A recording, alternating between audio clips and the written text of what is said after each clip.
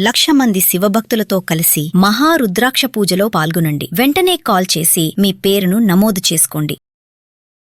Hello English lovers, how are you all doing?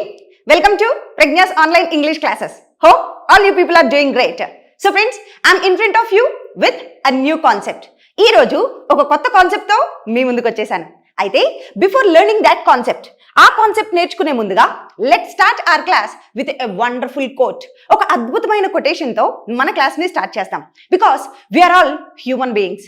Apps and downs, demotivations, all these are quite common in our lifes.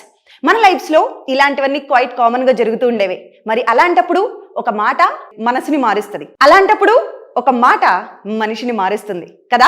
అలాంటి ఒక అందమైన మాట మీకోసం. Everyday is a chance to learn. ప్రతిరోజు మనం నేర్చుకోవడానికి ఒక అద్భుతమైన ఛాన్స్ అంట. నిన్న మన జీవితంలోంచి వెళ్ళిపోయింది. సో ఈ రోజు, రేపు we have multiple days. So everyday is a chance to learn. ప్రతిరోజు కొత్త విషయాలు నేర్చుకోవడానికి, మన స్కిల్స్ ని ఎన్హాన్స్ చేసుకోవడానికి, మనల్ని మనం కొత్తగా ఇంకా అభివృద్ధి చేసుకోవడానికి ప్రతిరోజు ఒక ఛాన్సేనంట. So everyday is a chance to learn new things. కొత్త విషయాలు నేర్చుకుంటూ ఉండడానికి, జీవితంలో ముందుకు వెళ్ళడానికి we have many days. Yes, so keeping this in mind, ఈ అద్భుతమైన మాటల్ని మనసులో పెట్టుకొని ఇప్పుడు మనం మన క్లాస్లోకి వెళ్ళిపోదాం. ఈరోజు మన క్లాస్, మన కాంటెంట్ దేని గురించి ఉండబోతోంది అని అంటే, వెనెవర్ వి స్పీక్ లాంగ్వేజ్, మనం భాష మాట్లాడేటప్పుడు ఒక భాషకి అందాన్నిచ్చే కొన్ని వర్డ్స్ ఉంటాయి. ఏంటా వర్డ్స్? వర్బ్స్ నేర్చుకున్నాము, స్ట్రక్చర్స్ నేర్చుకున్నాము, వాటిల్ని సెంటెన్సెస్ మధ్యలో పెడుతున్నాము, కొన్ని సెంటెన్సెస్ అయితే మనం మేక్ చేస్తున్నాము. బట్ వైల్ వి స్పీక్, మాట్లాడుతూ ఉన్న సందర్భంలో మధ్య మధ్యలో కొన్ని పాజెస్ వస్తూ ఉంటాయి. ఈ కొన్ని పాజెస్ని మనం తొలగించుకోవాలంటే, ఈ పాజెస్ని బ్రేక్ చేసేయాలి అనంటే, లాంగ్వేజ్ ఫ్లో అలా వెళ్ళిపోతూ ఉండాలంటే కొన్ని లింక్ వర్డ్స్ అనేవి ఉంటాయి, లేదా కొన్ని కాన్వర్జేషనల్ ట్యాగ్స్ అంటూ ఉంటారు వీటిల్ని. చూడండి, మనం మాట్లాడుతూ నాకు తెలిసి అంటాం.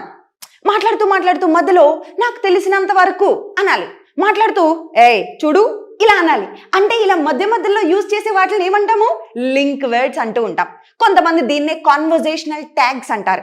కాన్వర్జేషన్ మధ్యలో యూజ్ చేస్తున్న కొన్ని ట్యాగ్స్. అయితే మరి ఇవి ఎలా ఉంటాయి? ఇలాంటి ఉన్నప్పుడు మన భాష చాలా అందంగా ఉంటుందండి, చాలా ఫ్లవరీగా ఉంటుంది.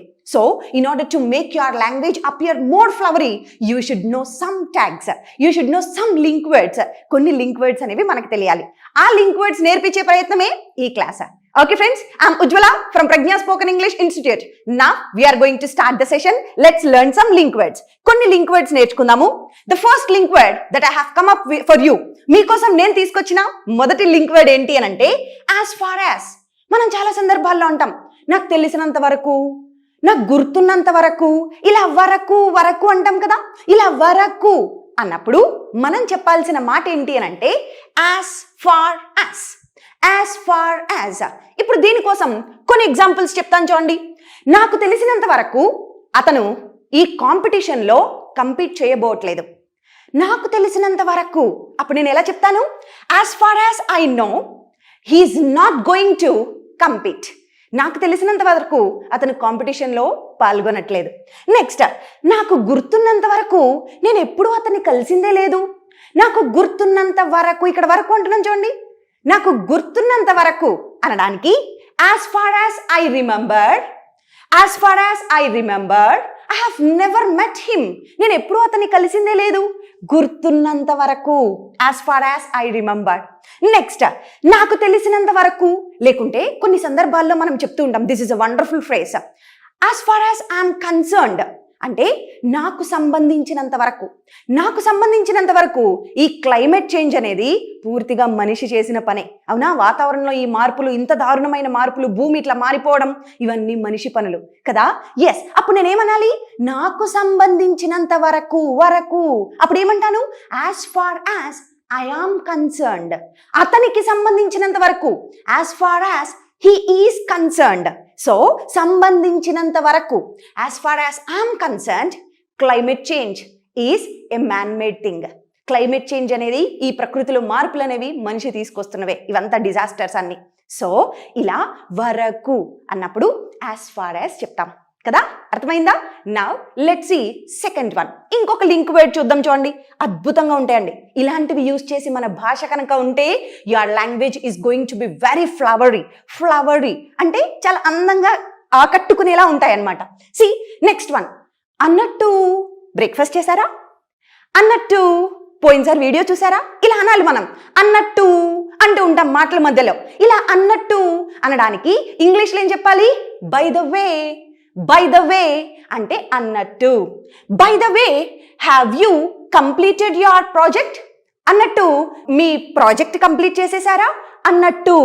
Next, by the way, how is your father doing? By the way అన్నట్టు నాన్నగారు ఎలా ఉన్నారు అనాలి. By the way, how is your father doing? Next, అన్నట్టు మీరు నేర్చుకోవడానికి రెడీగా ఉన్నారా అన్నట్టు. By the way, are you ready to learn? Yes. ఇలా అన్నట్టు అనాలంటే మనం ఇంగ్లీష్లో బై ద వే అనేది యూజ్ చేస్తూ ఉంటాం. ఓకే, నెక్స్ట్ ఇంకొక అద్భుతమైన మాట చెప్తాను చూడండి ఈ జనరేషన్ వాళ్ళ కోసం. బీ డయింగ్ టు అనేది ఎప్పుడు యూజ్ చేస్తానంటే, నేను ఒక విషయానికి పరితపించిపోతున్నాను, అసలు పిచ్చి పట్టేస్తాను, పరితపించిపోతున్నాను అని చెప్పినప్పుడు మనం చెప్పాల్సిన మాట బీ డయింగ్ టు. చూడండి కొన్ని ఎగ్జాంపుల్స్ చూద్దాం. నేను మిమ్మల్ని కలవడానికి పరితపించిపోతున్నాను. I'm dying to meet you. మిమ్మల్ని కలవాలని పరితపించిపోతున్నా. I'm dying to meet you. Next, అతను ఆమెతో మాట్లాడడానికి పరితపించిపోతున్నాడు. He was dying to talk to her. అతను ఆమెతో మాట్లాడడానికి పరితపిస్తున్నాడు. పరితపించు అనేది వచ్చినప్పుడు dying to, be dying to అనేది యూజ్ చేస్తాం. నెక్స్ట్ ఒక్కసారి ఇంకొక చిన్న లింక్ వర్డ్ చూద్దాం. చూడండి, అయిందేదో అయిపోయింది, ఇప్పటికైనా మనం కొత్త కెరియర్ని స్టార్ట్ చేద్దాం. అయిందేదో అయిపోయింది, అయిపోయిందేదో అయిపోయింది అన్నప్పుడు మనం యూజ్ చేయాల్సింది ఇనఫ్ ఈస్ ఇనఫ్. అయిందేదో అయిపోయింది. చూడండి ఎలా చెప్పచ్చు. Enough is enough, I won't be quiet anymore. అయిందేదో అయిపోయింది, ఇంకా నేను సైలెంట్గా ఉండబోట్లేదు, వెళ్ళి చెప్పేస్తాను. ఓకే, అయిందేదో అయిపోయింది, ఇనఫ్ ఈస్ ఇనఫ్. నెక్స్ట్, అయిందేదో అయిపోయింది, ఇప్పుడు నేను విషయాన్ని రివీల్ చేసేస్తాను. Enough is enough, I'm going to reveal the matter. అంటే అయిందేదో అయిపోయింది అన్నప్పుడు ఇనఫ్ ఈస్ ఇనఫ్ అనేది యూజ్ చేస్తాం. నెక్స్ట్ లింక్ వర్డ్ చూద్దాం. మనం చాలా సందర్భాల్లో నిజానికి, వాస్తవానికి అనే మాటలు అంటూ ఉంటాం. నిజానికి, వాస్తవానికి ఇలా అనాలంటే ఆనెస్ట్లీ స్పీకింగ్, ఫ్రాంక్లీ స్పీకింగ్ లేదా టు బి ఆనెస్ట్ ఇలాంటి మాటలు చెప్తూ ఉంటాం. ఎస్, ఒకసారి ఎగ్జాంపుల్స్ చూడండి. Frankly speaking, I didn't understand the concept. నిజంగా చెప్పాలంటే నాకు ఆ కాన్సెప్ట్ ఏం అర్థం కాలేదు. Honestly speaking, he is not a reliable person. వాస్తవానికి మాట్లాడాలంటే అతనేమి అంత నమ్మదగిన పర్సన్ కాదు, ఆధారపడదగిన పర్సన్ కాదు. Next, to be honest, I don't like his attitude. నిజం చెప్పాలంటే నాకు అతని యాటిట్యూడ్ అంటే పెద్దగా నచ్చదు. అంటే నిజానికి, వాస్తవానికి అన్నప్పుడు ఇలా యూజ్ చేస్తాం. నెక్స్ట్, అనుకుంటున్నా అని చెప్పాలి. అప్పుడు ఏమంటామంటే ఐ థింక్ అనేది చెప్తూ ఉంటాం. I think he has failed his exam. అతను తన ఎగ్జామ్ ఫెయిల్ అయిపోయాడు అనుకుంటా. Next, I think they are unhappy with the output. వచ్చిన అవుట్పుట్ని బట్టి వాళ్ళు సంతోషంగా లేరనుకుంటా. అనుకుంటా అనడానికి ఐ థింక్ అనే మాట చెప్తూ ఉంటాం. నెక్స్ట్, ఐఎమ్ గ్లాడ్ అంటే నేను చాలా సంతోషంగా ఉన్నాను, చాలా హ్యాపీగా ఉన్నాను అన్నప్పుడు ఐఎమ్ గ్లాడ్ అనేది చెప్తాను. చూడండి, I'm glad I met you again. నేను మళ్ళా మిమ్మల్ని కలిశాను, నాకు చాలా సంతోషంగా ఉంది. I'm glad that you are watching my video. మీరు నా వీడియో చూస్తున్నారు, నాకు చాలా సంతోషంగా ఉంది. I'm glad you like this presentation. ఓ, మీకు ఈ ప్రెజెంటేషన్ నచ్చిందా? ఎస్, నాకు చాలా సంతోషంగా ఉంది, నేను చాలా సంతోషంగా ఉన్నాను అన్నప్పుడు ఐఎమ్ గ్లాడ్ అనేది చెప్తాను. నెక్స్ట్, కొన్ని సందర్భాల్లో చూడండి, చూడు అని ఇలా కన్నెర్ర చేసి చెప్తూ ఉంటాం. అప్పుడు ఏమనాలి అని అంటే లుక్ అని ఎప్పుడు చెప్తామంటే look, I didn't mean to hurt you. నిన్ను హర్ట్ చేయడం నా ఉద్దేశం కాదు. సుమన్ టీవీలో మీ పర్సనల్ అండ్ బిజినెస్ ప్రమోషన్స్ కోసం కింది నెంబర్కి కాంటాక్ట్ చేయండి.